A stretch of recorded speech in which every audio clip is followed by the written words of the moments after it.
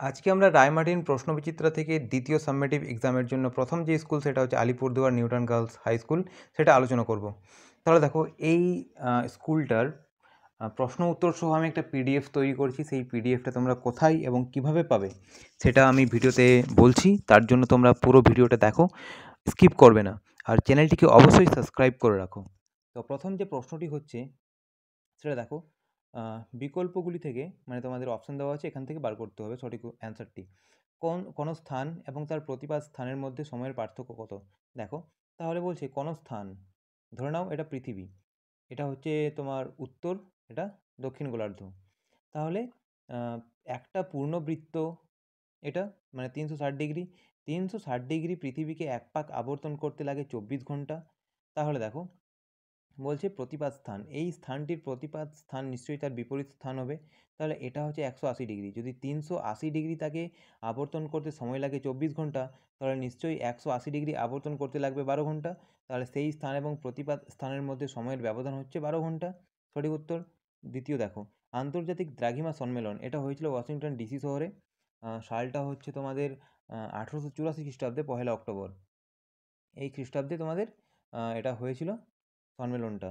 Next দেখো, জাপানের Fujiyama একটি সুপ্ত আগ্নেয়গিরি। আগ্নেয়গিরি হচ্ছে 3 প্রকার: অ্যাক্টিভ মানে সক্রিয়, সুপ্ত এবং মৃত আগ্নেয়গিরি। ঠিক আছে, তো জাপানের ফুজিয়ামাটা হচ্ছে একটা মৃত আগ্নেয়গিরি। 4 নাম্বার দেখো, সমপ্রায় ভূমি বা পেনিপ্লেনে গঠিত, পেনিপ্লেনে কঠিন শিলা গঠিত টিলা, এটাকে বলা হয় মনাডনক্স। তাহলে দেখো নেক্সট যে আমাদের প্রশ্নগুলো রয়েছে সেগুলো আলোচনা করব।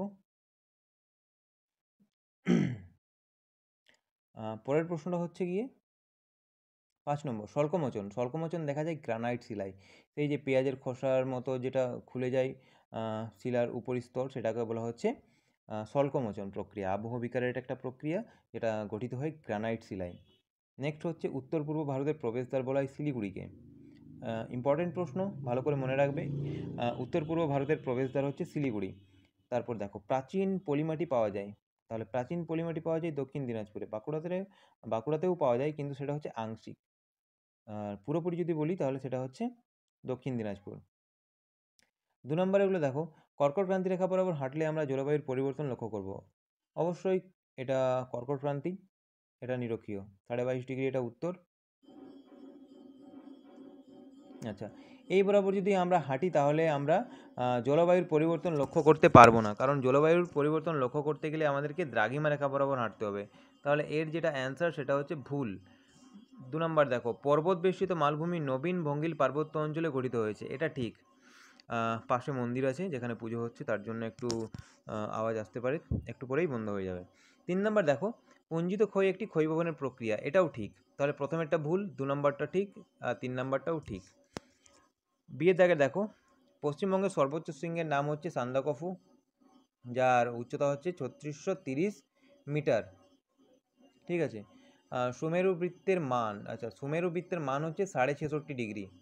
উত্তর এটা অবশ্যই লিখে দেবে, নাহলে ভুল হয়ে যাবে অ্যান্সারটা। 3 নম্বরে দেখো, এটা হচ্ছে ইলুভিয়েশন প্রসেস। ইলুভিয়েশন প্রক্রিয়ায় পদার্থ মৃত্তিকার এই স্তর থেকে বি স্তরের দিকে স্থানান্তরিত হয়ে যায়। আচ্ছা, এরপরে দেখো, সিয়ের দাগের, পাত শব্দটি কে প্রথম ব্যবহার করেন? পাত শব্দটি প্রথম ব্যবহার করেন জে.টি. উইলসন। সালটা হচ্ছে তোমার 1965 খ্রিস্টাব্দে হচ্ছে এই সালটা, তিনি ব্যবহার করেছিলেন। আচ্ছা, 2 নম্বর দেখো, আহ, পশ্চিমবঙ্গের দুঃখ কোন নদকে বলা হয়? এটা হচ্ছে দামোদর নদ। দামোদর নদকে বলা হয় পশ্চিমবঙ্গের দুঃখ। আর পরের যে প্রশ্নগুলো হচ্ছে সেটা 2 নম্বর, তোমাদেরকে পিডিএফের মাধ্যমে দেখাই এবং বলি পিডিএফটা তোমরা কোথায় পাবে। তো তোমরা সোজা চলে যাবে ডিসক্রিপশন বক্সে, সেখানে একটা লিঙ্ক দেওয়া থাকবে টেলিগ্রামের। তো সেখানে টেলিগ্রামে গিয়ে তোমরা এর পিডিএফটা ডাউনলোড করে নেবে। সব প্রশ্নের অ্যান্সার দেওয়া আছে, ছোট বড় যতগুলো প্রশ্ন আছে। আর হ্যাঁ, বলে রাখি, একদম নিচে একটা অঙ্ক দেওয়া আছে, এই অঙ্কটাও সেখানে করে দেওয়া আছে। তো তোমরা এই অঙ্কটার জন্য অবশ্যই ওখানে গিয়ে পিডিএফটা দেখে নাও।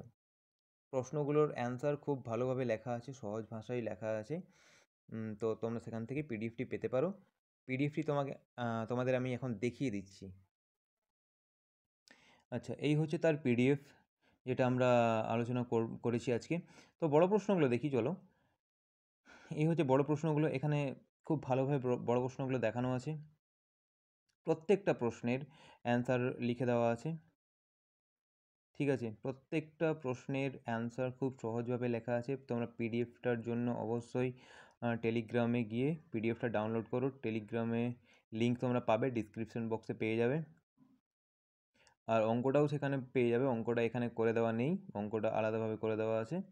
তো ঠিক আছে, তোমরা ডিসক্রিপশন বক্সে দেখো, টেলিগ্রামে লিঙ্ক তোমরা অবশ্যই পেয়ে যাবে।